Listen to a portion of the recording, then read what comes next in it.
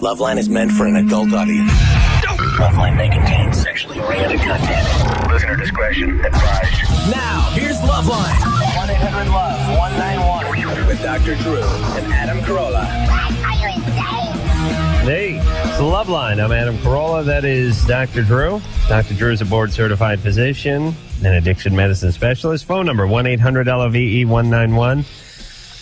Fax number, 310-854-4455. Actually, was in New York the last couple of days, and the word actually reached me there that you were giving me S. Really? In my absence, yes. On the street, you mean? On the street. I don't remember giving you that much crap while you were gone, Drew. Hey, watch out. Adam's taking shots at you was the word. People love that. God, we were just talking about this about 10 seconds ago. People love to whip it up. Well, actually, there's two types of people in this world. There's those who like to sort of minimize things. Oh, no. Yeah, you'll do great. No, it's easy. It's easy. Go ahead. Listen, I went through the same thing when I did. It's no problem. You get right past it. And then there's people who love to go, what? Huh? You're gonna, no, you can't. No, that's not gonna work. No, you'll never. I hate those people. I hate them because I tend to believe them, and then I end up doing whatever it is they said wasn't going to work, and then I want to kill them. You know what I'm saying? Yes. Oh, and they love to tell other people bad news. They just love to. What? You got... Anderson, you're going to talk on air. I can't hear you. What footage do you have? Drew is rarely right. Oh, okay. That's good. See? All right, so I said one thing. Well, you're not right that often. You really aren't. I mean, let's be honest. Dr. Bruce, we were just talking about off the air, who did a nice job filling in for Dr. Drew this time, and is just one of the world's greatest human beings. Yes, agreed. And he's he's like that throwback sort of bumbling Fred McMurray, bumbling professor type, but he is the most lovable, genuine guy on the planet. And man wants to help everyone. Yes. He just don't have enough arms on him to help. That's right. Yeah. That is him. And Drew was telling me once he was over at Dr. Bruce's house and got stung in the eyeball by a bee. Yes. In the eyeball. In the eyeball. Not on the eyelid. It might have been way down the eyelid, but the whole eyeball just went on fire. It was awful. Really? I mean, I was in the pool. I thought, I'm going to drown. The pain is so intense. I can't even hold myself up. Because of the swelling? No, it just paralyzed me. It was so intense. And, boy, you must have really been looking at that bee really close. And what'd he do? What did Dr. Bruce do? He came over. He was an ER doctor. He grabbed me and sort of examined my stuff, and it was helpful. Very helpful. I mean, I thought I was just, it's just insane. He didn't do anything, though. He pulled something out of my eye. And what about your kid? I saw him on Friday when you were taking him to the doctor. And I told you he was fine. You saw him? I saw you on Friday. Last Friday. Oh, yeah. That's right. Yeah, seems like a year ago. Yes. Yeah. He's fine. Yeah, we were just getting him checked out. But they were glad we brought him. He needed to go. Oh, they needed some money. No, because he had a arachnoid cyst that had to be opened up when he was 1, and he was complaining of dizziness. That's an important symptom to get checked out. All right. I still think you can thump your own kid and figure him out. I can, but I'm not going to rely on that as, what if something had happened? I can't get checked about my own kids. All right, I think you can. Jenna Jameson will be in here tonight. She's a adult film star, probably one of the biggest in the world right now. I'd say Jenna Jameson is she's got to be in the top 2 or 3. Maybe I'd say number 1. She'll be in here a little bit later on tonight. Her flight got a little delayed. And these adult film stars, they're all over the place now. There's a new sort of mainstream acceptance. I mean, you turn on E, and there they are at the Cannes Film Festival, and they follow them around with camera crews. Comedy Central. And tomorrow night on The Man Show, you will see Jenna Jameson delivering one of her household hints from adult film stars. I'm a little bit out of it. I went to bed about 2:15 last night, as I always do. Yeah. And I got up at 4:45 this morning. Why? On purpose? Yes, on purpose. Oh, yes. Yes. I did a radio junket thing where I was on about 20 morning shows. A Comedy Central thing? Yeah, for the Man Show. And from about 5 a.m. to 8 a.m. just on morning shows around the country. I just started at 5 8 Pacific time, and I just 30 minutes ago got off an airplane. All right, but you didn't sleep for 2.5 hours last night. I did not. No, you got me in there. Then I went there to the Man Show, and I got done at 8, and I went home, took a nap for 40 minutes, and came here. You know what's going on morning shows now? There's 14 people on every morning show. Was it a TV morning show? or because they have that too on TV. It was a radio thing. But it's like when you do these morning show junkets or any of these radio junkets, you have your person, like your publicist. I don't have a publicist, but Comedy Central has one.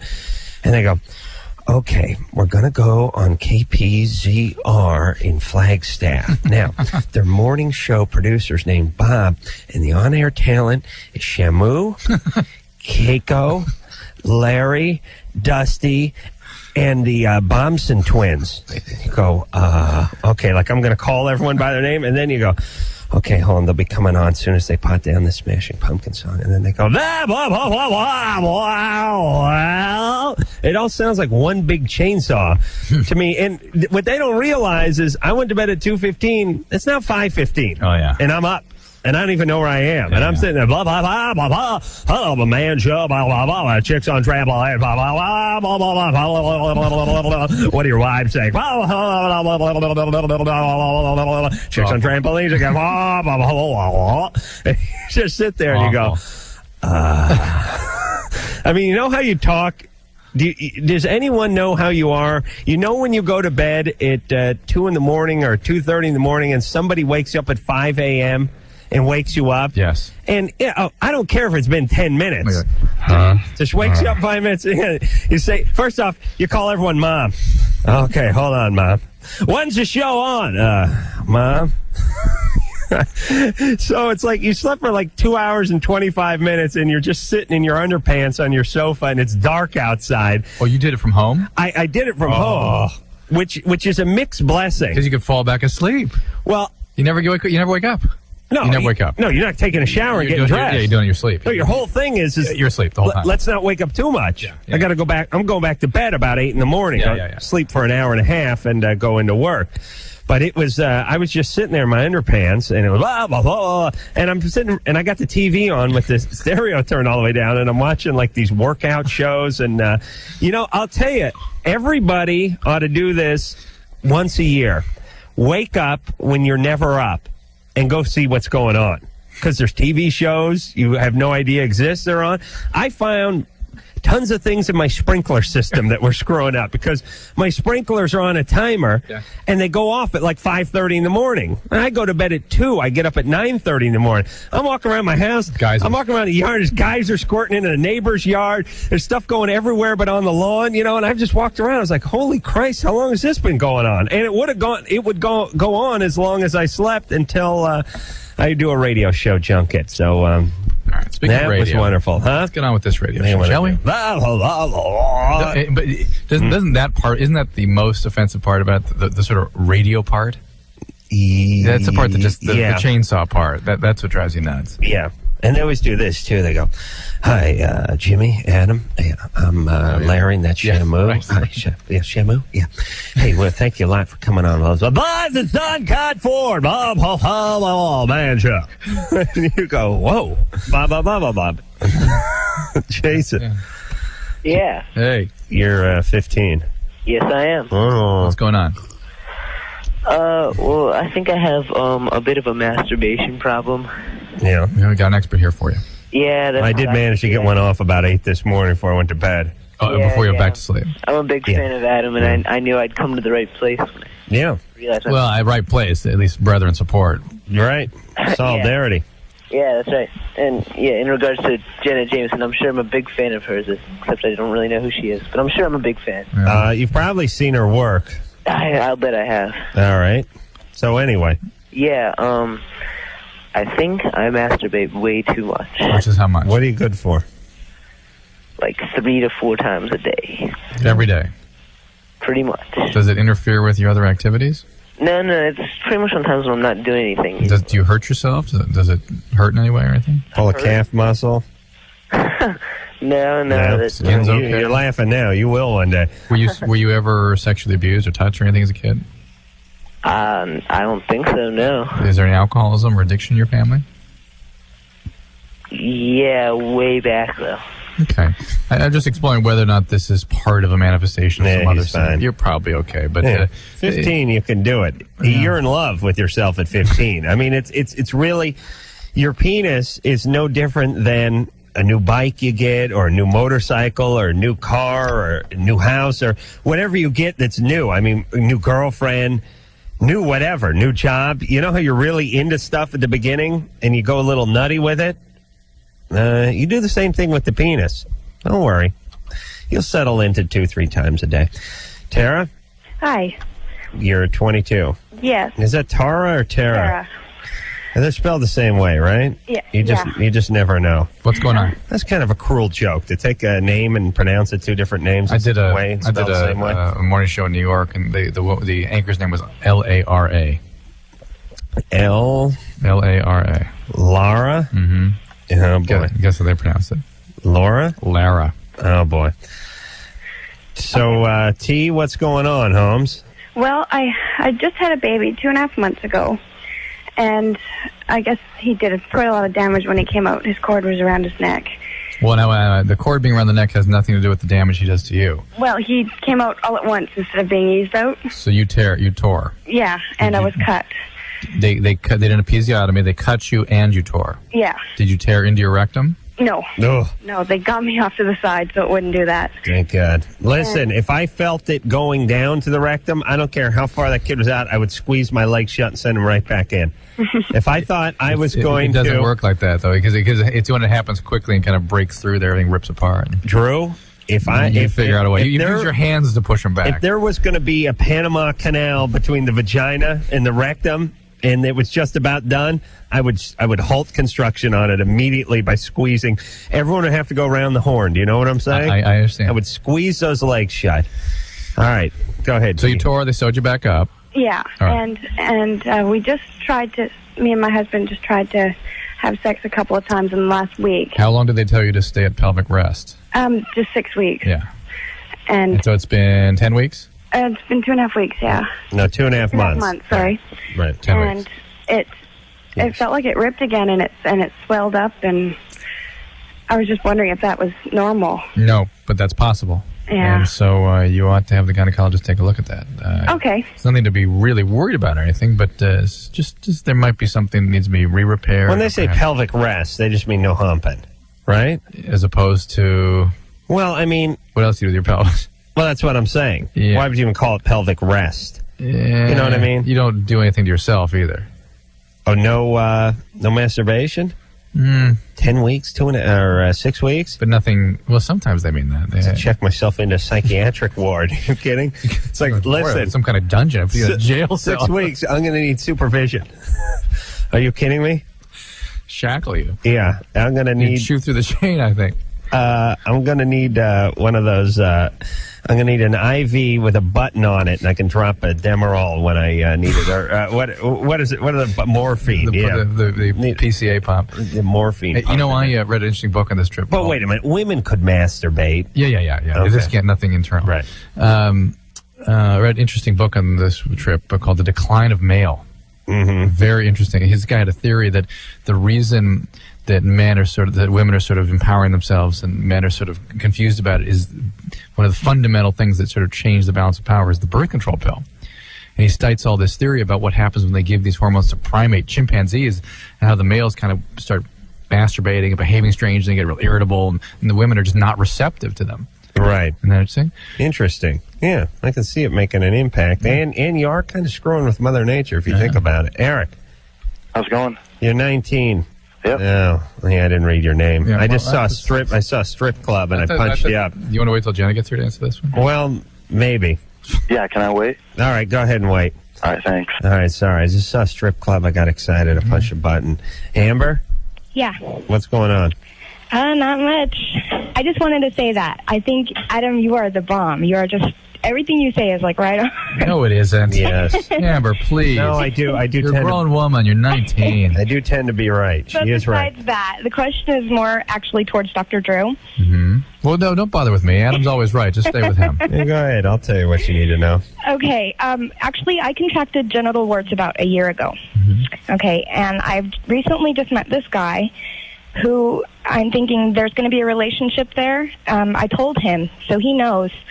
But we're thinking about, if this is something, if this relationship is going to be something that is going to be long term, that we're looking for a way to conceive children without, giving it to him. Why does he really care? What do you mean? Why does he care if he gets it? Well, I mean, there's... No, the kid. Not the kid getting it. Without the kid getting it or without your partner getting it? Well, both. Well, the kid, it's not that big a deal. I mean, Is your question for the kid or him or... It's both, because I'm also interested in natural childbirth. I think that shouldn't be a problem. Okay. But your warts need to be controlled. You need to be monitored for cervical cancer, the usual things. At least 30% of people your age have this damn thing. Right. Okay, so if there was something substantial in terms of it's interfering with child delivery, you would know about it, right? Well, not necessarily. Well, no, I mean, it would be a big deal if 30% of the women on this planet had an issue with childbirth because of this common thing. Yeah, well, what if you have a breakout and you're delivering the baby? They break us. It's not like herpes that suddenly develops. It takes a long time for these warts to develop. Well, a while for them to develop. It is true. But it's possible. I mean, it's possible, and I don't think it would interfere with the delivery process. All right, I don't know that for a fact. I haven't seen any literature to suggest otherwise. But listen, as far as your boyfriend goes, why you're going to marry him, right? I'm hoping so. So why does he care whether he gets it or not? Oh, come on. Seriously, no, why? You're going to be his partner, and there's nobody else going to be involved with this relationship. Listen. He doesn't do anything to the male. Nothing. Why do people get prenups? You know what I mean? Right. Yeah, there's always that. You know what I mean? This is Amber's insurance policy that he's going to stay with her. Not necessarily. How long have you been with this guy? Awful way to go into a relationship. He's actually... Prenup or the warts? Either. Okay. How about pre-wart-nup? Pre-nuts? No, he's actually an ex-boyfriend of mine, and we were dating about 4 years ago, and I'm the only girl that he's ever been with. Oh, yeah. I love when guys do that. They get a little head of steam because they're getting laid, and then they go, yeah, I'm gonna keep this momentum going, and then they take that momentum right into their bathroom for about 3 years, and then all of a sudden they go, hey, wait a minute. They do the math. There's 265 million people in this country, and one of them has been stupid enough to screw me. It's been 4 years. I better get on the phone. I got to find that one. All right, so listen, how old is he? He's 19. All right. Well, you guys shouldn't even think about getting married or kids or any of that, right? Wear a condom. Just for future. Future reference, when you use a condom until you're ready to stay with somebody, and then he shouldn't care whether he gets it or not. He needs to have them controlled. He shouldn't get them in the anal area because they're associated with anal cancer. But in men, otherwise, they don't seem to be any big deal. There's a weird thing you have when you're 19, 20, whatever it is. It's a sort of obsession with the future. As you get older, you'll learn to forget about the future. I mean, you'll go, you won't want to look at it. People say, listen, you got to get married, you got to have kids, you got to get a prostate check. I'll cross that bridge when I get to it. Then when you're 19, it's like, well, where are we going to be? Where are we going to be a few years from now? I'm 35. I don't even want to think about where I'm going to be at like 35 and a quarter. Do you know what I'm saying? Yes, I do, yes. You do not want to look down the road. It's just not that exciting. It's just all it means is someone is putting something in your ass or taking money from you, or possibly taking money from you for putting something in your ass. But at 19, it's like, what are we going to do? What are we going to be? You know, you're 19. You ain't going anywhere. You shouldn't even dream about marriage until you're 25. I mean, you guys have a couple of years before it should even enter your vocabulary. That's right. So just relax, put a condom on. You guys will break up in a few months anyway. Reva. Oh, hi. Hey. Well, that was interesting, the call right before this. It sort of went straight to the reason that I was calling, in a way. I guess the root of the reason I'm calling is that obviously there are a lot of people out there who really respect your opinion and really look to you for ways. Both of us? Well, I'm addressing you more, although I have a little bit of an issue with Dr. Pinsky. All right. The reason I was calling is because of something you said last week that I thought crossed a pretty important line. All right. It was, you started off talking about something that 3% of the population uses 90% of the services or something like that. You were talking about people that you thought were not worthy of staying on the planet and that you were going to get rid of them. And at first you were talking about people who, I guess, have a history of being abusive or violent, and at the same time you had a kid on who said that he rode with ambulances, and that you were talking about ambulances going to the same address over and over, and that this was a problem. And Dr. Pinsky said, well, some of those people have health problems. And at that point you said, I don't really care, I'm sick of those people too, let's get rid of them. And then you said, you know, I'm going to get a gun and I'm going to name it Darwin. And if I even see somebody walking down the street with a limp, I'm going to put a bullet into them. That's my plan. You want to help? Are you in or are you out? Because I'm going to need foot soldiers. Well, you know, a friend of mine told me that what I should really do in calling you was to call and say, you know, I just shot my neighbor who had polio because I thought you were so right on. All right. You know. Now we're moving in the right direction. Well, I'm so glad you're pleased. You know, and the really wonderful thing was that you're sitting there with a doctor who doesn't open his mouth and say anything when Reva, if you remember, they immediately went to commercial when he finished that. Couldn't do anything. And then your very next caller was a woman who had bipolar disorder, and Mr. Carolla's first comment was, oh, she'd be on the list, meaning apparently to also, you know, be toe tagged. That's right. Listen, I'm sad. I'm sorry I have to do it, but I got to start thinning the herd out. It's getting tough. It's getting a little. Give you the shiny badge? I earned it. It's right here in front of me. It's called a microphone. It's getting a little scary over at the watering hole. That's all I'm saying. And I got to let the gators loose. Thin it out. That's nature's way. Why, Reva? What's up with you? What's your problem? Oh, my problem is advocating the murder of people with disabilities doesn't really make me real. Come on, they're hogging all the good parking spaces. They're taking up precious room. They got those toilets. It's like a city block inside that toilet they got with the bar and everything. We could fit 4 or 5 urinals in that space, please. And you know what, Drew? Just the other day, I sat on another one of those raised up toilet seats in my dressing room, peed right on my pants because it's 4 feet above the rim of the toilet, and the whiz goes right down into the pants when I'm trying to go number 2. It's really become a huge inconvenience for me, Reva.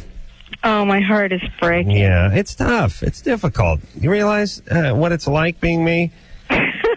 Peeing in my own pants, having to wait in line, parking sometimes 20, 30 feet away from the business I'm going to go to, be it a bar or a brothel.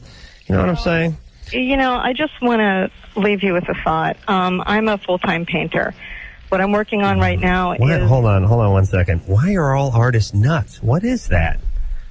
Why do they have to be nuts? Yeah, this is a completely non-productive conversation. You do fine. I don't know why I even tried to do this. You do. You're one of these painters who can't paint anything except for just junk. Like you take a sponge, you roll it around in some paint, you throw it at the canvas, right? No, actually, I'm not. But Reva, maybe you can appreciate now. You shouldn't push too hard on them because. Yeah, this is really getting. Oh, please. Hey, listen, you're a painter, right? Yes, I am. You understand artistic license, don't you? I understand that some people... Okay, all right. So I don't tell you what to paint, right? Yes. I think that all I'm trying to do is say that someone in your position who has the number of people looking up to you might want to occasionally think about taking responsibility for what you're saying. But listen, Reva, here's the deal, and this is what makes me so good at my job. I never think for a second there's anyone listening and don't care and don't think anyone looks up to me. And that way I'm free to talk, because if I ever closed my eyes and pictured a bunch of people in wheelchairs looking up at me, or a bunch of any group looking at me, I would stifle myself. And then it'd be boring. But are you not? Is it not true that if you felt that people took you seriously about those comments, you would be concerned? This is the I point. mean, if people thought if people thought that I genuinely advocated the elimination of people with disabilities, right? Do you think there's any possibility that anyone really takes you seriously, except the people who like to call and complain? Oh, when it comes to something like that, it's got to be it's got to be such a small fringe percentage that I don't care. And anyone who does, I would label as nuts or stupid, or possibly both. But that's her concern. There's some nut out there that is going to actually take you seriously and follow your commands, like the Son of Sam or something. All right, but listen, we cannot be responsible for what crazy people interpret, can we? I mean, I think that's the point. Let me tell you something about Son of Sam. I guess it's told him to do the killing. His dog. Yeah. So what are we going to do? Yeah. Give his dog a good talking to? All the dogs. Oh, I mean, all the dogs. No. When you're screwed up, you're screwed up. You can get a message to do whatever you want from anything. Clarify this. This is, for you, comedy. Oh, some of it I'm serious about, but I'm not serious about most of this particular thing. Okay, but answer me this. Why are all artists nuts? Why is that, Drew? What is that gene? What is that? I mean, historically, present day, they're all crazy. All right, we'll take a little break. Hopefully... that means Reva may be good, extra good. Jenna Jameson will be in here theoretically coming up real soon, and we'll be back after this.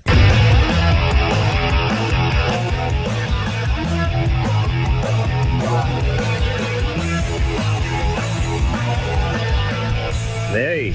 Amusement park recap. Hey, this is the Living End, right? Listen to this song. It's good. It's that Thin Lizzy song, but it's good. These guys are coming up on Thursday? Yeah.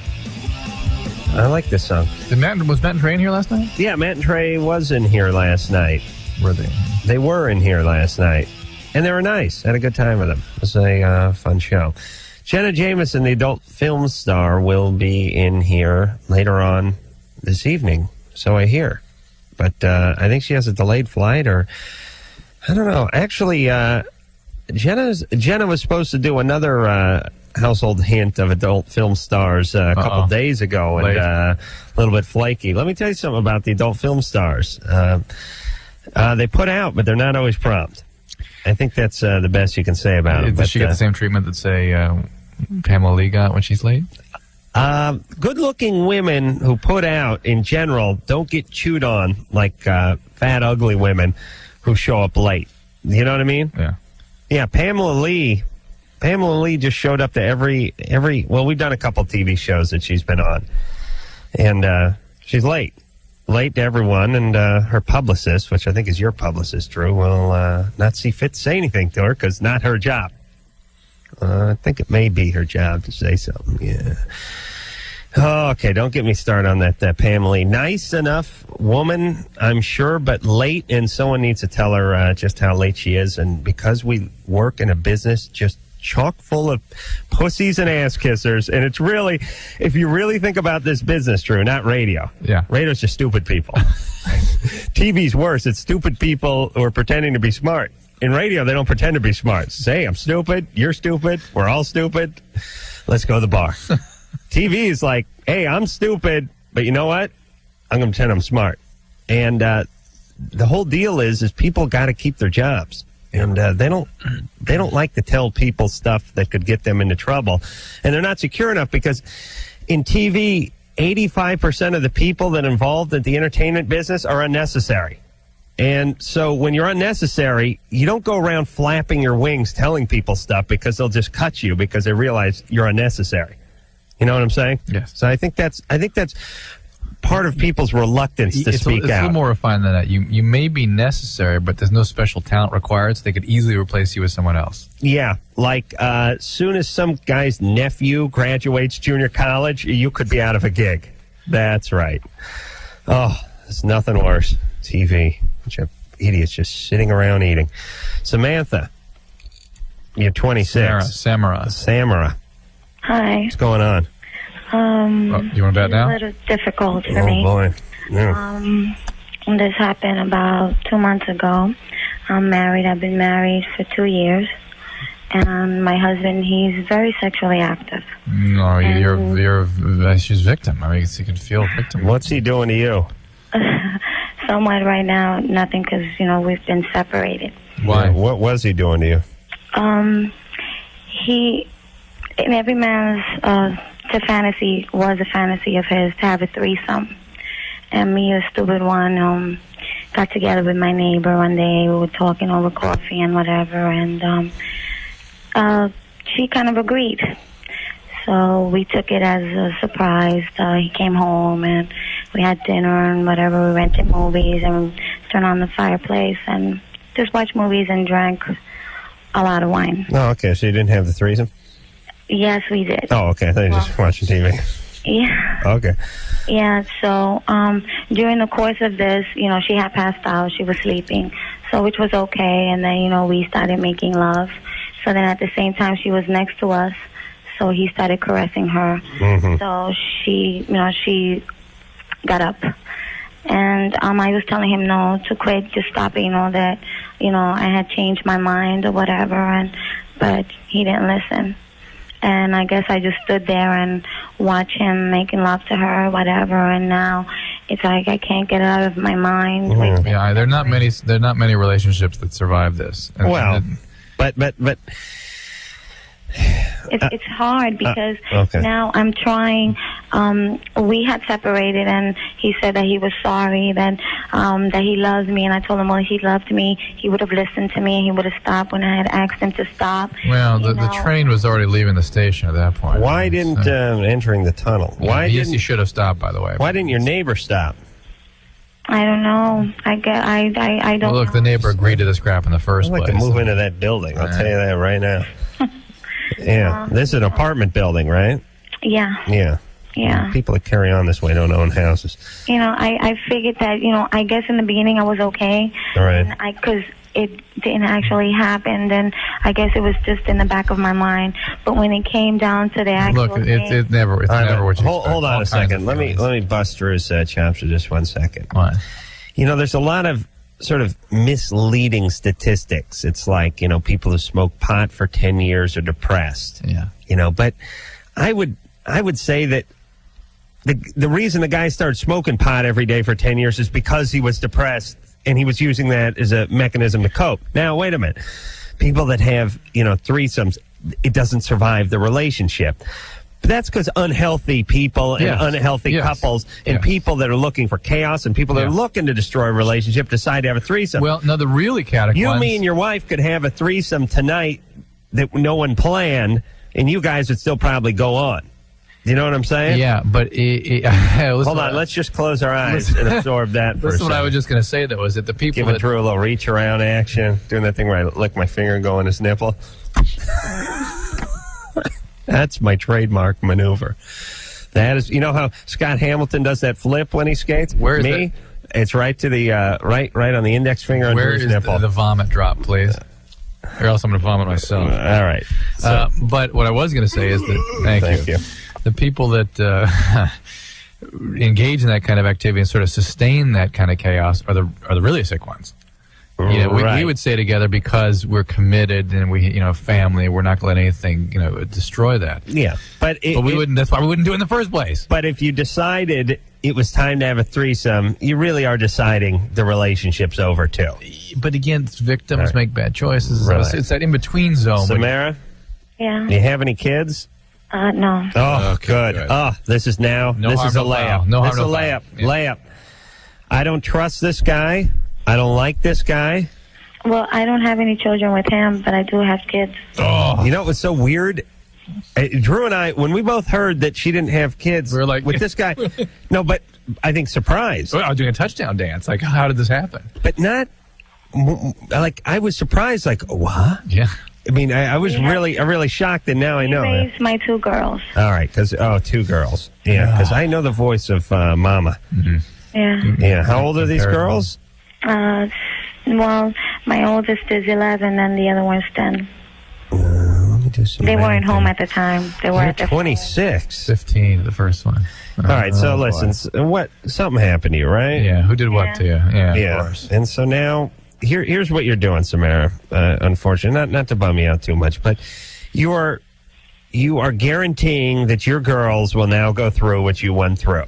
It's not enough that it stopped with you. You're going to have to ruin another generation. And I have grave concerns about what this guy might have done to these girls. Yeah, I don't trust this guy. At all. Samara? Yeah, I'm listening. All right. First off, you should be sterilized. You're not going to have any more kids, are you? I already took care of that. Oh, you did? Good for you. Yeah. All Good. right. She's moving up. Fantastic. Number two? No more babies for Good me. for you. Good. I don't trust this guy. I really don't. We're concerned about him. We don't think he's a great guy. Does he work around metal? Yes, he does. Okay. Well, that's it. Now it's all over. What's he do? He's a construction worker. No, that's bad news. Listen, here's what I would say. But the girls might be connected to him. If maybe he's not, we don't know. Real connected. Yeah, we don't know. Listen, he's not a great guy, is he, Samara? No, well, actually, he is wonderful. He is. He doesn't have He is the best thing that has ever happened to me. Oh, yeah, but that don't take much.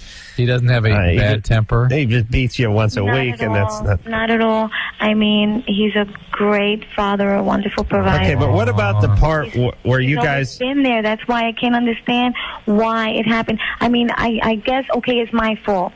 Okay, No. I agreed to it, and I let it happen, and when it did, I just told him, look, whatever, and I just lay there and actually watched this Samara, whole you're a thing. victim, though. Somebody else, Samara, somebody victimized you a long time ago.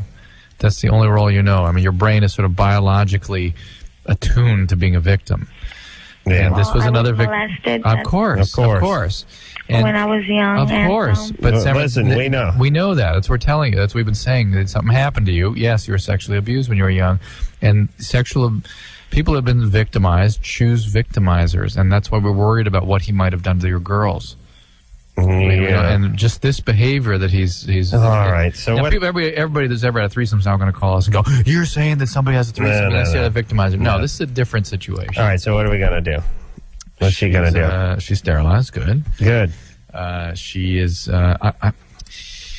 I don't know what she's going to do. Well, she loves the guy. She wants him back. I don't know. She can try to work it out, but she's got to do it with eyes open. She's got to have her eyes open and get into a little therapy and straighten a few things out and stop acting out. And I mean, next time you guys see an episode of, Jerry Springer or Sally Jesse, enjoy. Just close your eyes and picture the molestation and the uncle and them being about 5 or 6 years old and screaming while some uncle does something to them while you enjoy the sort of chaos of their present. You know what I'm saying? I know what you're saying. All right. We'll be back. Loveline. Be right back in a minute.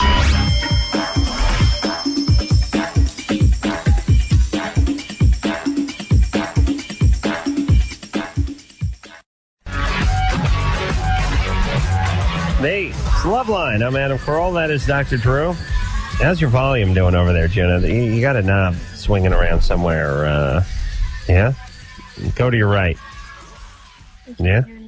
Go to your, Jenna. Go that way. What do you mean? There might be a knob down there somewhere. I'm turning it here. There, you got it? Oh, there. Oh, it's like magic. Jenna Jameson, who's really, I guess, the biggest adult film star in the world, I would have to say. You're getting points. I'd say that's true. And I mean, I'm trying to think, is like Michael Jordan's the greatest basketball player. We can just say in the world, even though he's in the United States, but we can say the world because the United States would beat the world at basketball. Can we say that about porn? Can we say that about adult movie stars? Absolutely. I mean, you're bigger than, there's no French adult movie star who's bigger than you or someone else who's very big in the United States, right? I'm pretty big overseas. I do a lot of stuff overseas. So I saw you on E! Doing the Cannes Film Festival thing. I'll tell you, E! is the smartest network in the world because they really have more filth in porn on that station they understand that sex sells. They'd have more than any other station that's on, more than the Playboy Channel, more than Spice. I swear to God, put it on E! Everybody. It's we got Playmates down under. They're going, and everything is under the guise of some sort of competition. Oh, it's a lingerie kayaking competition. It's like, all right, you a-holes. Just call it what it is. But no one gives E! crap. You know what I mean? Everyone's busting, MTV's balls, and they're busting Comedy Central's balls. They're busting everyone's balls about content. E has more thongbacks and more bras and more teddies per hour of programming than any other network or cable station. It's all it is. It's whenever they do the Cannes Film Festival, but they don't even tell you what movies are there. It's just we follow Jenna Jameson. It's all about the partying. Yeah, so E goes, well, we're an entertainment network, so we're going to the biggest film festival in the world. But they follow Jenna Jameson while she flashes guys. They don't care about Kurt Russell or Mel Gibson. No, it's Jenna Jameson. Jenna flashes guys on the beach, and the cameras of E are right there, and they never even go in the theater. They don't even tell you what movie's playing. That's true entertainment. And but they're right. Who the hell cares what the hell's going on over there? So man, you must have been there, 2-3 years in a row? No, it's been 5 years. I'm a little afraid of that, but yeah. I got to break into the adult film industry. I really do. I got to shave my ass. I got to start working out. I got to grow my penis. And I got to color my eyes. I got to straighten my hair. I got to shorten my teeth and whiten them. I got to pluck my eyebrows, and I got to make my way into this. Did I say grow the penis? I'm going to grow it again, and I'm going to learn how to make love to a woman, and I'm going to break my way into this adult film industry. Is that all you have to do? So all I got to do is grow the penis, learn how to satisfy a woman, shave my ass, work out, dye my hair, and color my eyes. Oh, and I got to whiten my teeth, and I got to change my attitude just a little bit. And other than that, I'm ready to go tomorrow. I swear to God. You have an open invitation with me. Oh, really? Mm-hmm. Yeah, I'll tell you. Jenna is, we must have met about 4 or 5 years ago. Yeah, when I was very first in the business. I still have your first movie, and once in a while I watch it and I cry. Actually, wait a minute. I know her. Hold on, I whack off. That's different. But then I cry when I'm done because I'm ashamed. Not of you, but of myself and what I've done to you. What have I done? But I met Jenna, it was about 4 years ago, and I think just getting in, and I'll tell you, you don't look like you're worn out. I know this business chews you up and spits you out, but you look good. You know, I really don't work that often. I make sure that I get a lot of relaxation time. And, it's been 2 years since I've done a movie. Oh, really? It's been 2 years. It's been 35 years since I've done one. Yeah. True, what about you? Since you broke out of gay porn or something? Right when the AIDS thing cropped up about mid-80s? You didn't 84, just say that. 85? It's been 2 years? It's been 2 years. I just completed an all-girl feature for Wicked Pictures. Where the girls aren't something? No, wrong company. Oh, sorry. No, it's called Hell on Heels. Hell on Heels. Yeah, that's good. It's pretty awesome. Really? I kind of broke loose and went crazy. Yeah, it's nice to see you climbing out of your shell. Yeah. You have no idea. Oh, please. I have some idea. I watched that. What's the one where we play the firewoman? Oh, Flashpoint. Flashpoint. Yeah, that was more of an acting venture. It was like I really tried to be Sharon Stone in that movie. We got to. I got to figure. You're actually a better actress than Sharon Stone. Oh, love you. I got to say, I was saying we had Serenity in here last week, and I was asking her, and she didn't know, and I can't figure out the math, but I'm watching Flashpoint, and I was telling Drew this movie starts with a funeral and a car blowing up, and it's filmed at a firehouse. Oh, yeah. A real firehouse. They got a real fire engine. When they give this guy a funeral, it's not like in someone's backyard where they dug a ditch. It's like at a funeral this parlor. is like an actual movie. It could be showed on HBO. Yeah, definitely. There was a budget here, and I keep thinking to myself, I don't know the math. See, to me, I'd say, listen, cut the funeral scene. There's a scene where a guy was going to kill himself. He was going to jump off a building. Jenna saved him. She was moving like lightning. Oh, yeah. Oh, no, wait, I was fast forwarding. That's right. But I still think you're moving pretty fast. So, but the point is, I'm thinking, I got to whack off. I'm not writing a book here. I just want to whack off. I want to go to bed. We try to make our movies acceptable to couples, and a lot of women out there like to see a little bit more substance other than just gaping, just the booty stuff. Yeah. Well, I'll tell you, you got it, and it just seems to me that it seems like you got in the industry at the right time because you're making a couple movies a year. You haven't even made one in a couple of years.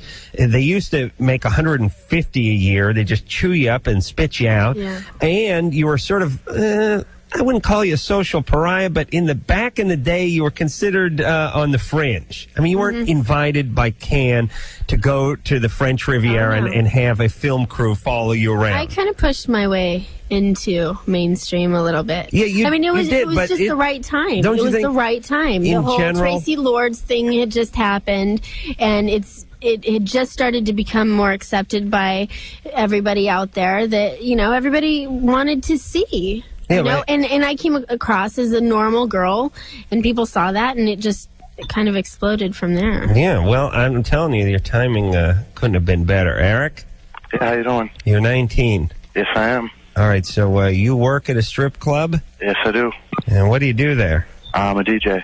Oh, man. Okay, Eric, I got a lot to talk to you about. All right, well, really quickly, if my phone dies, it's not my fault. The battery's, running low. Do you have another phone? Yeah, but it's recharged. It's, charging right now. There's only one phone jack. Oh. You can hear him beeping. Yeah. Oh, what do we do with Eric? All right, ask your question real fast. All right, go for it. You, go, quick. I'm sorry.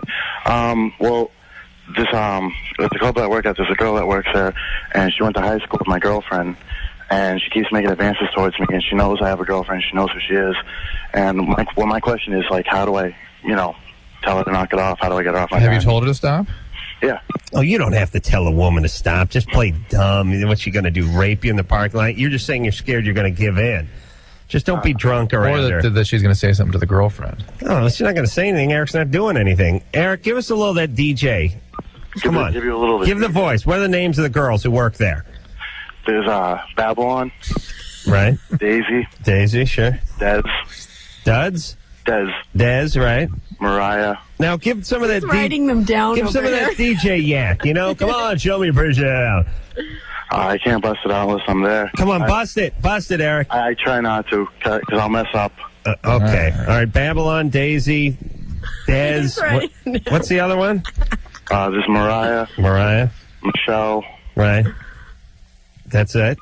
No, there are a lot more. Okay, all right. I'm going to hang up on you though, because you're not going to do any of your DJ for me. What should I do? Eric, just be firm, all right?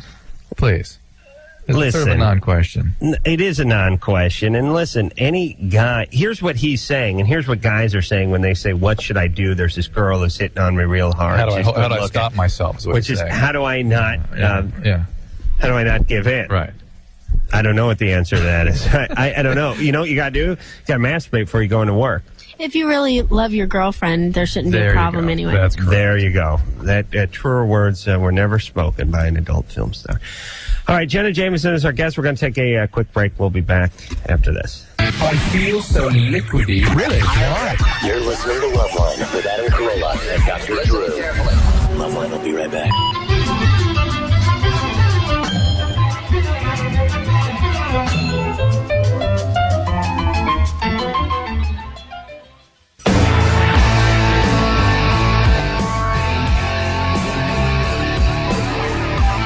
I don't know. I always get confused. All right, hold on. We got to take a quick 10-second timeout, and we will be back with more of Loveline in just 10 seconds. This is Loveline on Radio Station.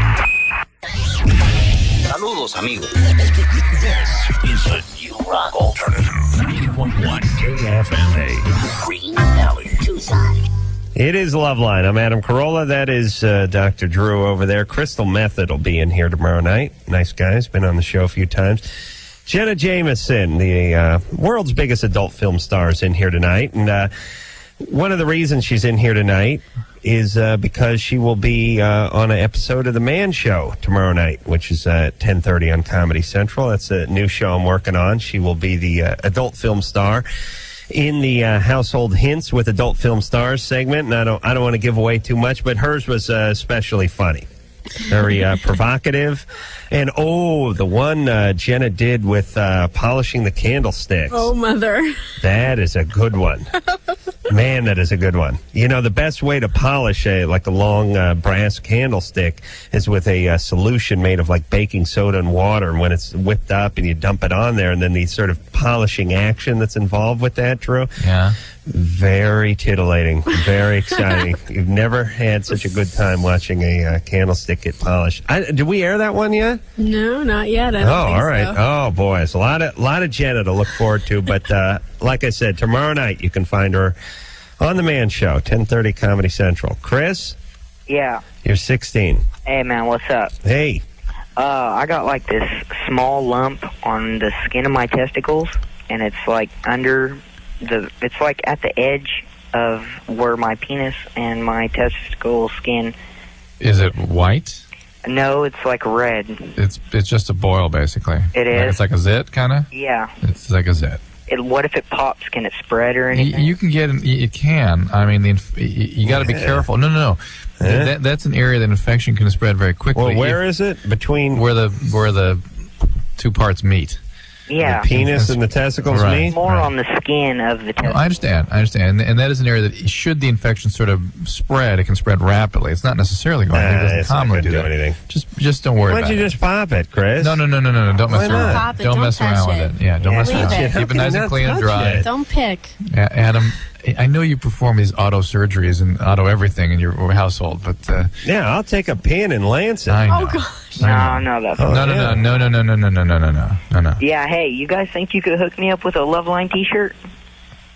If we had such we a don't thing. have Loveline T-shirts. Oh, you guys got... I never, it's once in a while I think about how pathetic Loveline, the entity in general is, and TV and radio. Yeah. Sometimes people go, hey, I got an autographed picture, or like, got to get a T-shirt, or got to get a mug, and I think to myself, we don't have mugs. Nothing. The show's only been around for 3 years. Only been on TV for 3.5 years, and on the nationally syndicated radio show for 4 years. You expect to have a cup? Or a picture. We don't have a T-shirt. I forgot about that. We don't have a picture. I think there's an old picture of us, isn't there? Then we got that one we took like 3-4 years ago or something, right? And then we got that picture, right, Ann? Yeah, there's those or somewhere, right? But the thing that's funny about this show is I just try to discourage people. Like once in a while, someone will go, hey, can I get a picture of you and Drew? And I go, no, you don't want anything like that. Come on, get out of here. Well, that's what my dentist said. Can I have a picture? I go, no, you don't want it. Why? Well, if I were a picture, I'd drop my pants and push it against the lens, and I'd yell, die, Satan. What? My dentist wanted a picture of me. Die, Satan? That's my dentist is Satan. You? That's my dentist. I see. For like him, I'm going to write it's not like it's a hoagie place. Hey, you guys are the greatest dentists in town. Thanks for botching the root canal last summer. Mark, what's going on there? Hey, what's up? What's going on there, Mark? Oh, not much. I wanted to let Jenna know that I'm a fan, and my friend Clymer is an enormous fan. He's got probably a good percentage of your movies. Well, thank you. Well, how many movies do you have to your credit? Me? Not you idiot. Sorry. Jenna. I thought you meant how many of her movies do I have? Oh, okay. Then in that case, I'm sorry. 40. About 40. Yeah. Okay. And your friend probably has most of those? Well, he's got... I honestly don't know which ones are Jenna Jameson movies, but I know he's got about 20 VHS movies and 4 DVDs. Ooh, DVD. Wow, he's moving on up. I'm borrowing a DVD right now. Yeah, don't bring Adam any DVDs. We will never see him again. Wicked. I'm sorry, what? I will pull my penis off. We have a lot of actually DVDs. Break it off if I get a DVD. You understand? I'm going to injure myself. As it is, I'm this close to actually separating it from my body just on the VCR. With the DVD, that would be it. It would come off. I would, it would be like, those, it's like cartoons where there's like some giant or something, and he shakes a hand and he crushes it. He doesn't know his own power. Like Jaime the Robot. Remember, Get Smart? I would pull my own penis out by the root, and Drew would have to sew it back on. Do you have those? Wicked? Does Wicked make DVDs? Really? Oh, yes. Oh, my God. And you can look at those from different angles and whatnot, right? Oh, yeah. They're like a game. They're awesome. Yeah, the one that I've got is got multiple angles. Now, it's not... This one I've got is not... I don't think Jenna Jameson's in it, but... That's all right. It's all right. Hey, it's all good. It's all good. And do they have, like, the director narrate and stuff like that? This one's got... The one that I've got, it's called Original Sin. It's got all kinds of stuff. It's got, like, outtakes and... I like outtakes. Behind the scenes stuff. Like there was well, I'm not gonna describe what was going on, but like at the end, the guy falls down is kind of funny. I listen. You don't want to give away the plot of the porn. Yeah, right. I don't want to give anything away. Yeah, you ruin it for the kids. But I once rented a movie called Bobby Hollander's Porn Bloopers just because I thought, hey, what are my two greatest loves? You know what I mean? Yeah. I like a good laugh. I like to masturbate. I'm going to rent Bobby Hollander's Porn Bloopers and really have a good night with myself. Be laughing and masturbating and laughing. It turned out it wasn't all that funny, really. It was like a lot of it was staged and stuff. But, Jenna, I'm sure there's a lot of stuff going on. Hilarious stuff. People getting poked in places, stuff falling over. You have no idea. Yeah, give us a little story. I mean, what do you have? Well, there are guys in the business that, can't really, how do I say this? Climax? No, can't really hold back from, having extreme flatulence. Oh, really? Wow. It's mad. Really? And I mean, it hasn't happened with me, but a lot of times, like during my movies, other people will be having scenes, and I'll sit and I'll watch, just relaxing, just watching. And the guys are just they have no shame. Hey, you can't help it when you're naked and you're really going and you're sweating. You're strained, you really are. Yeah, and it's like here's the reason why you can't help but break wind is you can only focus on so many things at once. You know what I mean? You know what I mean? Like focusing on not farting is sort of a full-time gig, right? And so, but you got to focus. I got to focus on holding myself up, keep an erection, not having an orgasm. I don't want to come too quick. I'm focused on many different things. So the farting, I'm gonna I'll keep an eye on it, but I can't watch it 24/7, and something may sneak out. It's like some kind of prison camp where there's only one or two guards because there's a big fire broke out in town and they all had to run to help put it out. So there's like one or two guys, and if someone makes a break for it at that point, they're getting over the fence. What can you do? Yeah. Oh, that must be great. Oh, and it's just another perk of the business. It's hilarious to watch the girls a lot of the times because it's like they'll just be so into it. You totally believe these chicks, and then the minute they say cut. Can I have a towel? Can you please? You know what? Get off me. You're sweating on me. Oh, yeah. You're touching me. That's why I got to get one of those DVDs. Joy, I'm talking to Joy from Wicked right now. So you're going to set me up the DVD, right? Oh, it's going to be great. I'll learn how to work that DVD now. I've got like 25 DVD movies sitting in my house. I have no idea how the thing works. But you'll figure out how to do it. Yes, the manual will actually come out. Tim? Yellow. You're 16. Yeah, can I get my advice from Ann and the porn star lady? Oh, Ann, producer Ann? Yeah. And Jenna? Yeah, Jenna. All right. I want from two women, All right. Well, there's two fine examples of women in Ann and Jenna. Ann. All right. And after that, can you let me talk to Lisa too, the lady that helped me? Because she's so nice. I just want to say thank you. Yeah, you want us to send over a pizza or a couple of hookers? No, that's all right. No, you idiot. You're lucky you get to talk to Ann and Jenna. I'm sorry. All right, go ahead. I just want a business girl at school, and I want to go how do you approach someone in a way that you can eventually become their boyfriend? How do you start talking to them? Because I don't know her at all, but I try and make conversation out of nothing. You know what I mean? Well, that's pretty much all you can do is try to make conversation. Just be yourself. Then how do I let her know I like her and stuff? Just be yourself, and just don't be overbearing. And then eventually just tell her I like her. What? Yeah, absolutely. Yeah. Ask her out. I think you need to get to a friend stage before you even start thinking about approaching her in that kind of way. This is guys get themselves stuck in friend stages, though. Oh, just jump on her. No, just talk to her and tell her that you're interested in her and ask her out. So, how long should I talk to her for, before we become friends? 14 minutes, 26 seconds. Tim, did you ever hear that when Adam and Ann were sort of acting out how you tell whether a girl's interested in you? Yeah. Did you hear those? Yeah, I heard that one of the bike thing or something. The what? He was riding uphill on the bike and Ann didn't like riding the bike or something. Yeah, we're talking about mountain bike riding. Yeah. But it works well with movies, actually. Riding uphill on a bike. I have no idea what Tim's talking about. No, that's right. He's right. Well, you were talking about going mountain biking, isn't right. But I just don't want to screw it up, I know, but I think you're thinking about it too much. Just go ahead and do it. Girls are girls, we're normal people. Just talk to her. It's no big deal. And listen, as an attractive female, you just assume that guys are going to come up and try, right? Mm-hmm, absolutely. And you don't hold that against them. No. Now, if they keep bugging you or they keep following you or they start stalking you, that's one thing. Then... Yeah, but you don't mind a guy asking, right? It's flattering. Sure.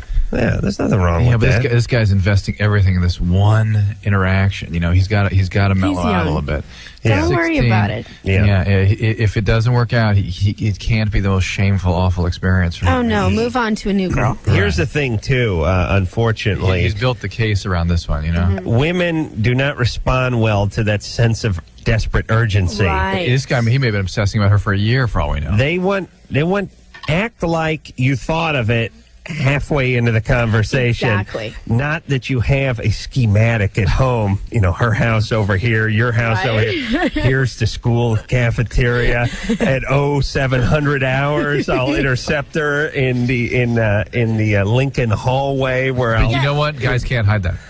I know. I know. There's no way. I don't know what it is, though. You have to really sort of not care. You have to be a little standoffish. Yeah, but when how is he not going to care? He's got. You cannot hide that kind of desperation. Yeah. I don't know. He's got hormones coming out of his ears right now. You just do it, and if it doesn't work, find someone else and do it again. That's all we can say. In fact, you should go in expecting it not to work out. Right. Maybe that's the way to. But don't start feeding her. I know you don't want to go out with me halfway into asking her out. Like and then that also used to be my technique. Your old technique was to go fix her car, right? Well, and then what'd you become? Her mechanic. That's right. Well, actually, her mechanic. Her mechanic got paid. That's right. I was you were the boy who fixed the car. I was the guy who fixed the car. Yeah. Oh man. Jeez, women used to hate me. I still think they they didn't hate you. They thought you were great. Oh, yeah. Yeah, you painted their house. Yeah, you patched the windows. Oh, my God. My God. Jim? Hello, Adam. You're 21. What's going on? How are you? Hi, Jenna. How are you doing? I'm very good, thank you. Adam, I just want to say I have the most extensive collection of DVD porn this side of the Mississippi. Oh, really? And if you get it, I mean, you will never go outside again. You'll never leave the house. Quite frankly, I've expressed this to Drew before. I don't try heroin for the same reason. It's like, what if I really enjoy this? Now I'm afraid of what you're going to do to your anatomy. I'll lose my job. I'll have to bring a whole suture kit in here. Yeah. Break the penis off. I only have one complaint about it, though. What? Jenna, I have Conquest on DVD, and they have The Making of Conquest on it, too. Yes. And it just kind of turned me off because Vince Foyer was nibbling on your labia minor majorum, I don't know, and he was like having trouble getting the sun angle in, and they were showing that and how he had to get like the right angle. So makes it look a little mechanical, doesn't it? It was very mechanical, and it's okay, but I forgive you though. Oh, it's all about business, I know. We're not all in it just to have fun. We got to make it look good too. Well, listen, when you get a DVD on any movie, they're going to show behind the scenes, and then you're going to know that Godzilla's not really a lizard, right? But you don't cry about that. I do. That's part of the that's part of the reason you get the DVD, though, isn't it? To sort of take a peek behind the curtain. Yes. All right. So, what else can you do? Can you go different angles with those DVDs? I don't want to say the company Vivid, Jenna, but no, it's fine. I like Vivid. Okay, They're awesome. Yeah, they have 4 different angles. They got the head shot, the occipital lobe shot. They got everything. Oh, that's awesome. Inside the brain. Yeah, inside it. That's nice. Mother. Inside the uterus shot too. No, please. I'll pass on that. Oh, okay. Well, so I mean, it's like they film it with 4 cameras. And, I mean, how does that work? How can you jump around? There must be another camera in that position, right? Right, yeah. Well, when the time comes, there's like a little, like, flashing alert sign, like a typhoon warning or something comes up. And you hit the camera angle button on the DVD remote. And, you can just switch between all 4 of them. Wow. That is so awesome. That'd be, like I said, I pulled my penis right off. I'm going to have to get a new co-host. Sidekick. That'd be it. Would a new penis grow in its place, or that'd be it? Well, maybe something would come back. Something more substantial. Oh, wow, Drew, what do you know? Maybe there's something to this. All right, Jim, was that it? Sort of like no. I got hair, maybe. Adam. All I want from you is like a validation or just like a pat on the back to say like, "Hey, I've been there, buddy," or something. But, okay, I have this, like, interesting little thing going on here. Whenever I'm masturbating to porn, sometimes Jenna's porn, right when I climax, it's like I have this like moment of clarity, and all of life's like problems just become so like easily solved for me. Example, like I was in college my freshman year, and I couldn't pick a major, and so I had this Asian porn on, and there was this three girls, Jim, and two of them were Japanese, and one was Chinese, Jim. And they were going at it with their tongues and everything. Jim. And I want to hear a story. Right when I came, it's like I had this like vision, like I should major in Asian languages, Japanese with a minor in Chinese. That is. And plastic surgery. And plastic, yes. Pre-med. Can you give me some sort of like, reconfirmation that this is okay? Or no, it is not okay. You need some lithium. Drew, no, but wait a minute. Let me bolster Jim's point. Not to say that you can't have sort of interesting experiences. Well, there's your brain chemistry, physiological changes that go on in the chemicals in the brain. Yes, there right can be before and during orgasm. There can be a sense of sort of clarity and euphoria and whatnot, but to actually then think that you've reached some sort of Satori plateau where you see life's secrets explained and laid out in great detail. No. For me, it's the only time I can do long division. So for that, like 2.5 seconds, I'll try to hammer out a budget for the month or something. Then it's like, then I gotta wait. People use sex to avoid unpleasant feelings, and to the extent that he may be mired in unpleasantness, those moments could be sort of liberating and compelling to him. But he's got these bizarre sort of. I don't think he's serious, of course. Yeah, I don't even hear it anymore, Drew. I'm so obsessed with the DVD angle now. I'm really kind of concerned about that. You can't wear out DVD. It's like there's nothing makes contact with the disc. Your genitalia will wear out. I can wear my genitalia out, but the porn will always be like it just came out, just shipped from the factory. And that'll be the kind of thing that you can will to a grandchild. Yeah. Do you know what I mean? It's the kind of thing you can pass on. I mean, that's a legacy there. Do you understand? You know what I mean? Passing on. Imagine getting your grandpa's DVD porn. Oh, gosh. Oh, yes. Jennifer? Yeah. You're 15? Mm-hmm. What's going on with you? Well, me and my boyfriend have been dating for like 8 months. Mm-hmm. And when we first started like going out and stuff, he wanted like sex like every day. How old is he? He's 18. You're 15. Yeah. Mm-hmm. My parents, they're like okay with it, and they're okay with it. Yeah, like us dating, they don't know about the other, like the sex and everything. By the way, all parents out there, 18-year-old male, 15-year-old girls. What do you think they're doing? Yeah, please. All right. So anyway. Well, like he's just like recently, he's been telling me that he doesn't want it anymore, and he just like, and he'll never get in the mood for it. Just like we'll just start kissing and stuff, and nothing will happen like before. It just like he used to want it. He used to like please. Is he on any medication? Not that I know of. I don't think so. Does he have any medical problems? No. Maybe he's sort of winding down the relationship a little bit. Is he seeing somebody else that you know of? Well, I just recently, a bunch of his friends kept calling me and were like, Jenna, you got to worry about this because he's been talking to this girl. Yeah. And, so I just called her one day and I asked her, I'm like, what's going on between you two? She's like, nothing, I can't tell you. So I can't tell. Nothing. Well, he's I knew something was happening, and then I got online and I was like, give me your password to your email, and I found like all these letters that all right. So he's with somebody else, Jennifer. I mean, that's he's not, because I told him. Well, Jennifer, he is. He's not. He's not. You got to look at reality. He's not. He's not what you wish he is. Hey, by the way, just a quick tip: if you ever get that call of the, the irate accusatory girlfriend, and don't go, nothing. I can't tell you. What are you talking about? I mean, well, she was just like, we're nothing more than friends. We only know each other from school. But then I found out later that when I was on vacation in North Carolina, that when I was gone, I came back. I said, what'd you do this weekend? He's like, I went to the movies. And he named off. I said, who'd you go with? And he named off all these boys. Right. And I later found out that he went with her. He's a liar. Well, the thing is an 18-year-old boy, I have a hard time believing any 18-year-old is faithful to a 15-year-old girl. It's just any guy that would, any 18-year-old that would date a 15-year-old is suspect. Right. And we know he's a liar. Mm-hmm. We know he's a cheater. You add all that together. Well, how do we know he's a cheater? Other than we know he's a cheater. But Jennifer, why don't you think he's a cheater? Because I told him, he said that's not considered cheating. Oh, I'm like, okay. well, what is it? He's like, we didn't kiss or nothing. I'm like, well, you're still with her. And it wasn't, that really hurt me. And he's just like, I didn't have sex with her. Well, if he lied about the movies, why wouldn't he lie about having sex with her? Of course. I don't know. Of course. And he's creating his own world of ethics, his own world of what is and is not right and wrong. I don't really care. You can have her. You can have me. I said, I'll be happy. I said, I love you, and I don't want to be with her. Oh, Jesus. You're 15. Move on. Do you have an older sister? Yeah. Good. I'd like to date her. I really would. Huh? Me too. Because I have a girlfriend, but I'm looking to supplement my relationship with someone who's like really out of it. Well, I told him it was either me or her, and he was over here when I told him, and he started crying. All right. And I'd never seen him cry before. All right. Well, guys pull that out once a year.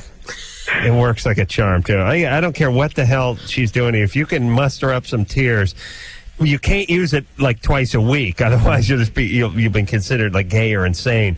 But you can cry once a year, and a woman will stop her yelling and go, oh, my God, I didn't know.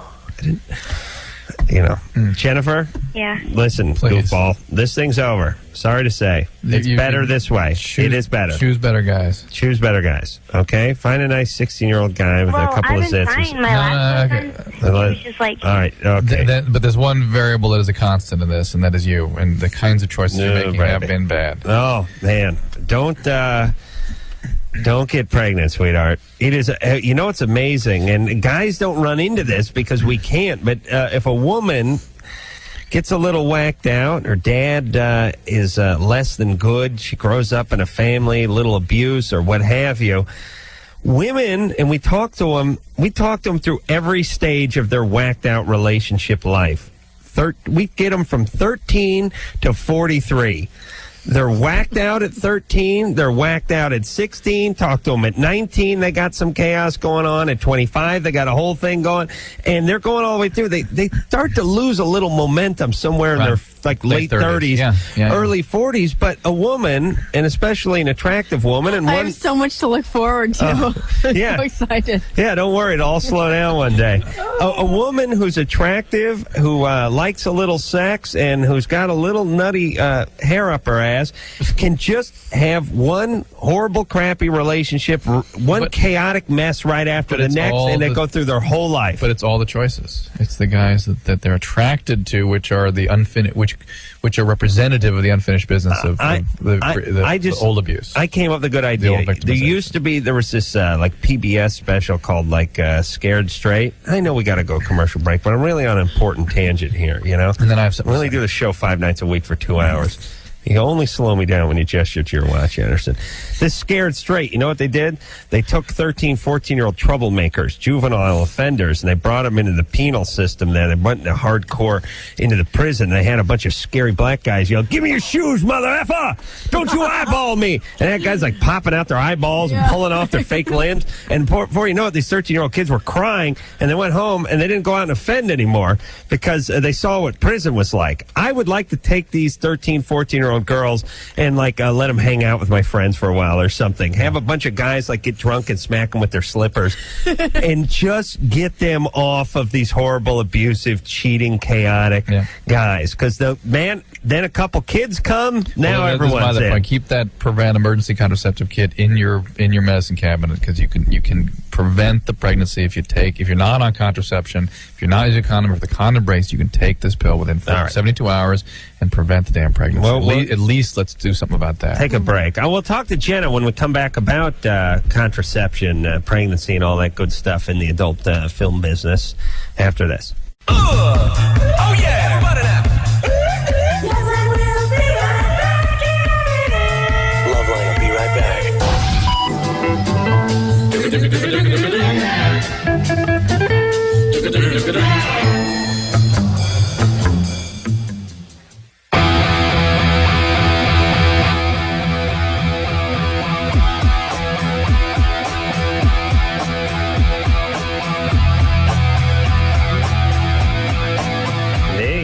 It is Loveline. I'm Adam Carolla. She is Dr. Drew over there. I decided to mix it up a little, make a new gal. Jenna Jameson is our guest tonight. I forgot that the Man Show, there's going to be a double episode of the Man Show, 10 and 10:30. Tomorrow night. Wednesday night, Comedy Central. I forgot there's no South Park tomorrow because I think the South Park movie premieres tomorrow, but it's a double episode of The Man Show. And Jenna Jameson can be found on one of those episodes. I think the 10 o'clock episode, doing an adult household hint from Adult Film Star where she's wearing something very tight and good legitimate household hints. Oh, yes. Tell you, learning to make popsicles, Drew. Very important, especially with the summer coming, right? I'll be watching. No, you won't. You'll be here. We'll run into the next room during the commercial. So 10 and 10:30 tomorrow night. Charles. Yeah, hi. You're 19. Yeah. What's going on? Me and my cousin opened a pretty successful wrestling website, 316news.com. All right. And okay, listen, jackass. Now I'm going to put you on hold for another 45 minutes, all right? Why? Because I don't want you giving out your plugs over the air. It's not about that. Okay, then why'd you say it, you idiot? Say what I'm talking about. Jenna. All right. Listen, Charles, I don't think you're a bad guy. You're just a little misled. So I'll put you back on hold, and then when we come back to you, you can ask your question. All right? Here's another Jenna question now. Frank? Hey, Adam, what's up? What's going on? Drew, hi, Jenna, what's up? Oh, nothing. Okay, Drew and Adam, for a moment, forget that Jenna Jameson is a porn star. Okay. Using your theory of the little girl voice, right? Would you like to bet on her? I don't get a huge little girl voice from Jenna. Definitely 12 or 13-year-old. There is an element. She does, yes, she does have an element of the little girl voice, but it's not 8 or 9. Well, you know, have you ever bet on any of your guests on the air during the show? I don't know if we have. Have we ever done that, Drew? No. We've certainly explored their past. I know there's assumption enough because of her career. Right. But Drew, Adam. Okay. I'm going to help you out here and work this out. Tell her about the betting. Okay. Let me answer a couple of Frank's questions. We've been known to gamble on this show on people's past, not what they were doing last summer, but what kind of environment they grew up in, based on the life that they're leading now. Right. And the quality of their voice. Oh, and the quality of voice. I'm going to get to that, too. Yeah. For instance, a woman who's hooked up with an abusive guy and her last 5 boyfriends were abusive, we would gamble that her dad was abusive, and that's why she's gone on with that. Also, when we hear the little girl voice, and think of a guy thing we gamble on. So we don't gamble on enough guys. I don't know why, but women seem easier to gamble on. When we hear the little girl voice... The victimizers. All right. The guys with sexual identity issues. When we hear the little girl voice, that means someone is stuck at whatever age their voice sounds like. Right. Which either means their uncle felt them up when they were 8, or their dad died in a bus crash or something. Something tragic happened when they were 8. But hold on a second, Frank. One of the reasons we've never done it to the person who was in the studio is because you have to hear the voice, not see the person who it's coming out of. It's almost confusing. I know it sounds retarded, but it's pure to hear it and only hear it.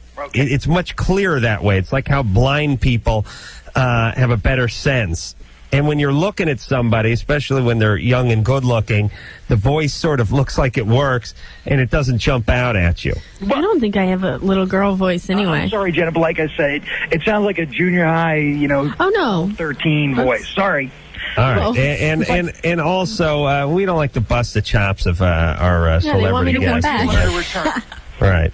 But even before I started listening to you guys and got the little girl voice theory, the first time I ever saw Jenna and heard her talk, it was on the Spice Channel, by the way. Thanks, Jenna. No problem. I said, geez, this girl sounds like, a little girl. And I was looking at her at the same time, so. Yeah, I know, but. She's like doing a promo for a 900 number. I was 18. I was a little girl. Frank, what would you like us to do about it? Well, okay. All right. As to placate, the guest and, make sure she comes back. All right. And what age do you think Jenna sounds like? like I said, like junior high, 12, 13. Especially when she giggles. All right. Jenna, did anything traumatic happen to you at 12 or 13? Rape, incest, family member die?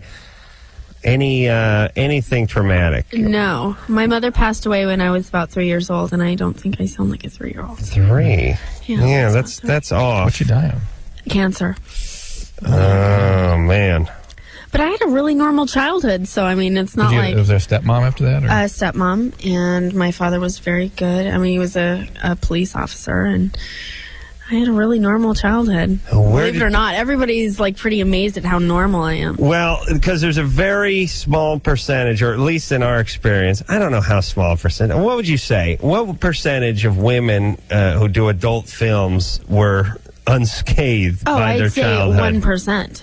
1%. So are you that 1%? No, I'm sure something has happened in my life to make me feel like I need attention, obviously. I mean, I've been that way since I was pretty much... But nothing overt. Oh, no. Nothing. Did you remember Mom's death? No. Do you think... Do you have abandonment stuff? Or? I think that a lot of it came from... my father was a really great dad and everything, but... I was always kind of dealing with things on my own. I was very independent, so I think that a lot of it was just that I just wanted attention. I didn't get a lot of attention, so I became a stripper. It's kind of interesting. You know, it's usually has to do with Dad, but in your case, I mean, imagine being a little girl and Mom's gone, and Dad just goes to work. Yeah, I mean, I had a brother, so I grew up around men. But you must miss just a ton of attention. I mean, you miss Dad's attention, but Dad's not around. I mean, in a traditional family, it's like Mom is supposed to give you all that. It sort of gets expressed as wanting attention, but what it really is avoiding abandonment. Isn't it? Yeah, I think so. Yeah. Absolutely. Yeah. Absolutely. I have a very big abandonment issue. Okay. All right. But you can control... Oh, God. I just want to make sure Frank's satisfied now. Thanks, Frank. Jenna's going to cry. Oh, God. Now I need therapy. It's going to take me another 4 minutes to masturbate tonight. I have to work through these issues. You're killing me. Which will be a grand total of 5.5 minutes when I get home now. Do you understand? Oh. I'm going to miss... it'll be... I'll actually take me more than the commercial break. Oh. Drew, you want to go to take right now? No, bro. Okay, when we come back, we'll talk to Rick. He's a policeman. He got HIV needle. Oh, he got pricked by a needle of HIV? Oh, man. Oh, jeez. Yeah. All right. Okay, see, everyone's got problems. We'll take a break. We'll be back after this. The phone number for Loveline is 1-800-LOVE-191. Loveline, I'll be right back.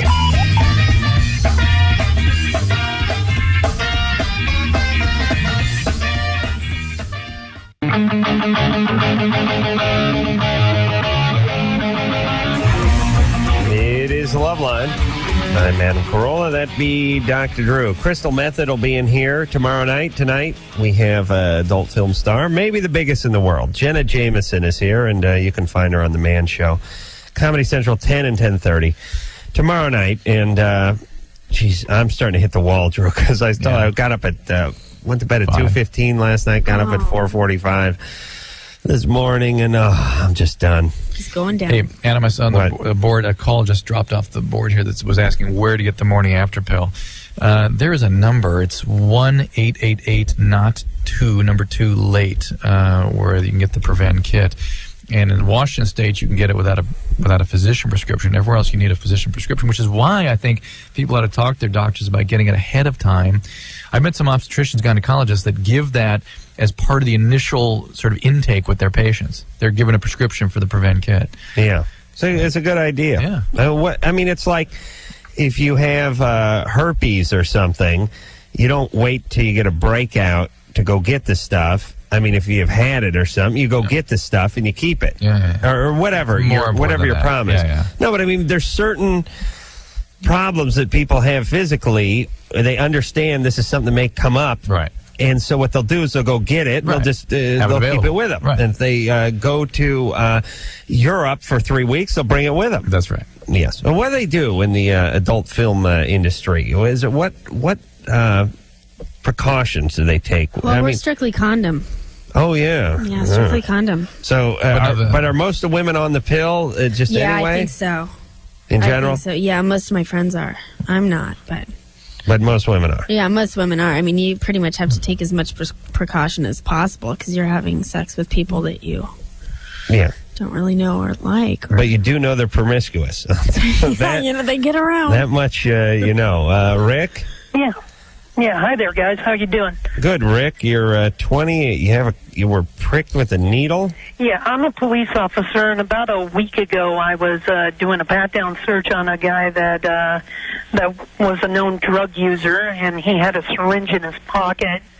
And when I was doing the search, I got pricked with my left index finger, and.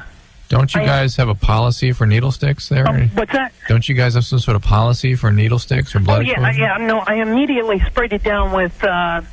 No, Rick. Don't you have to ask him if he has a... No, Rick. No, I asked him all that. I asked him long before, do you have any weapons that might hurt me? Rick, you're not even getting near what the policy should be. Is that you should be tested for HIV and hepatitis B and C. He should be tested for that. You should get the hepatitis B. What I'm saying is I have all my hepatitis shots, and I've been tested, and so far I'm negative, but it could take up to 6 months before it show up. Hold on.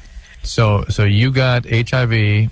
You know that you have antibody to hepatitis B. No, I don't. You don't have antibody. I'm saying I've been vaccinated with the hepatitis shots. And that's correct, but you need to be tested to see if you've responded to the vaccine. Right, and I'm saying I've been tested so far, and so far it's negative.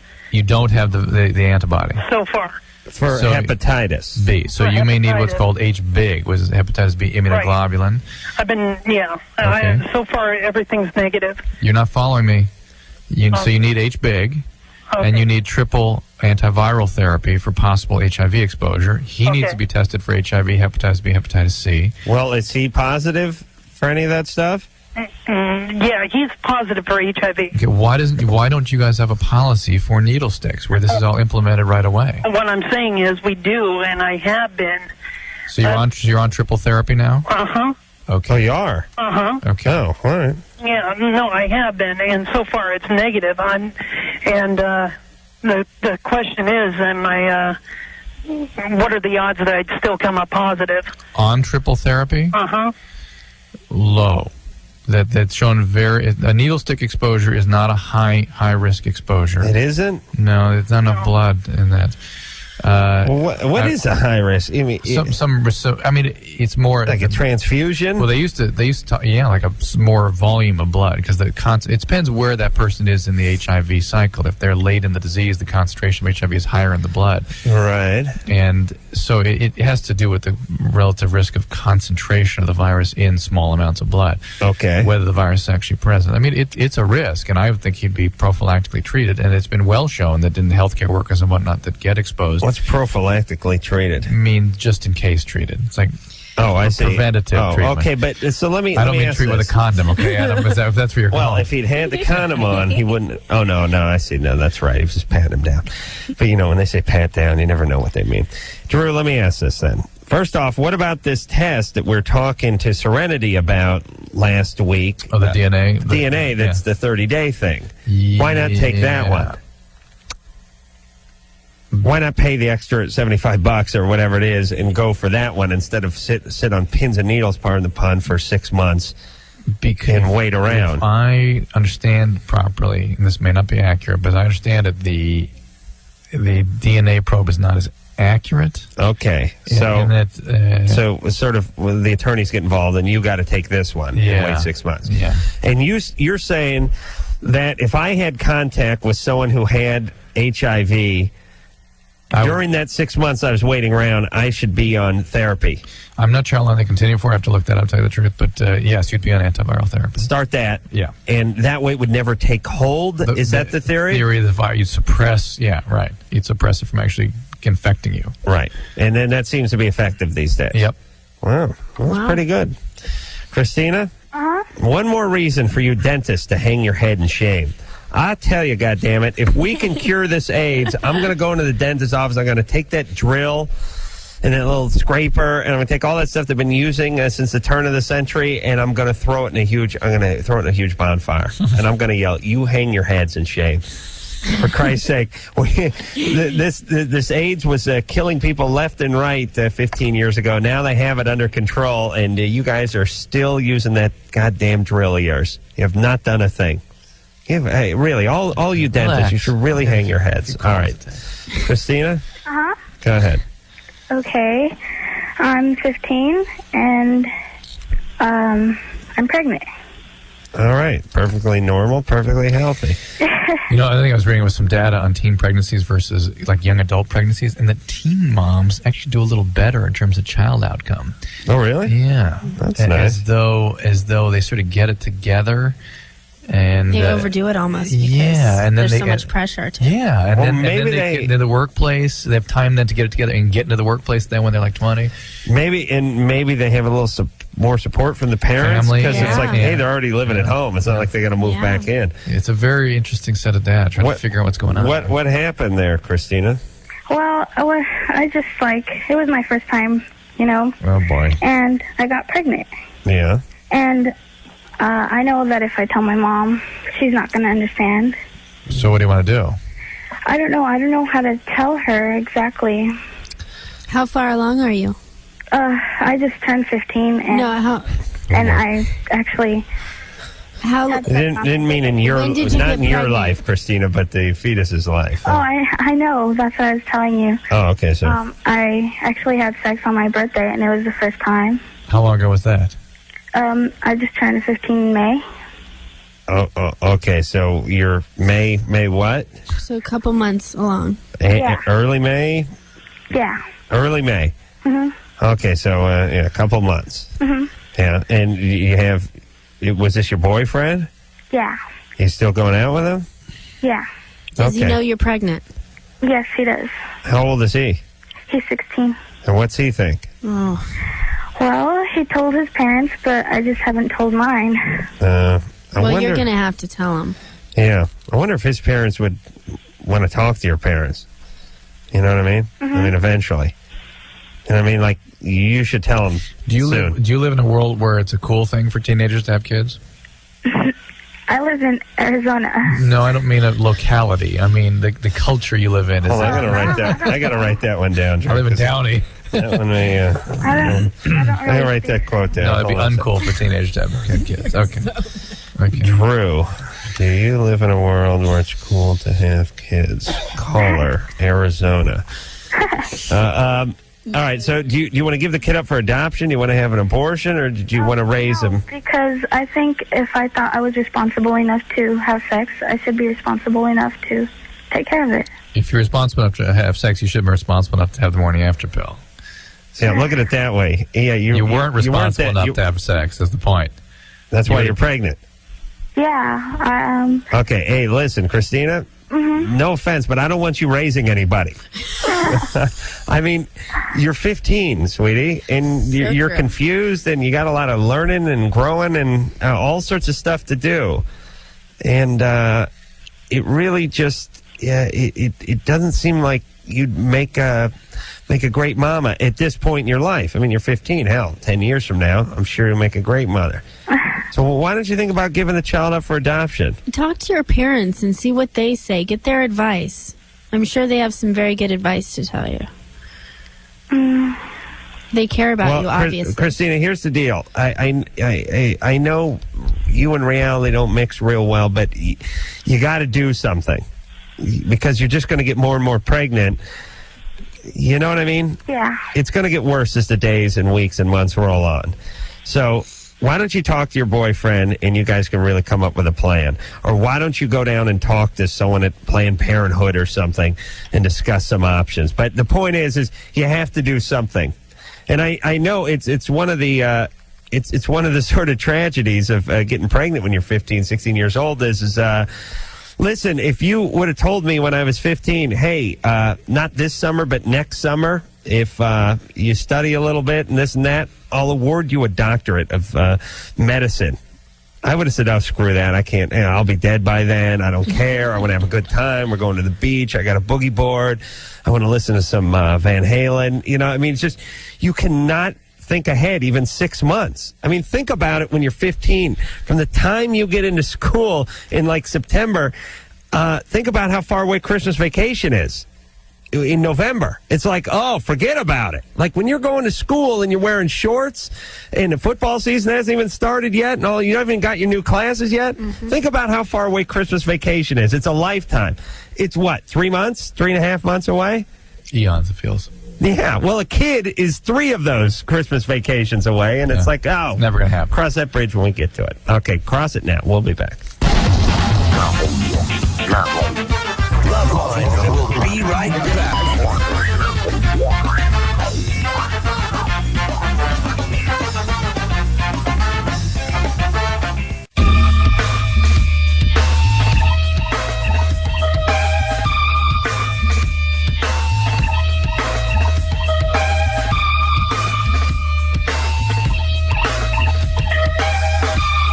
All right.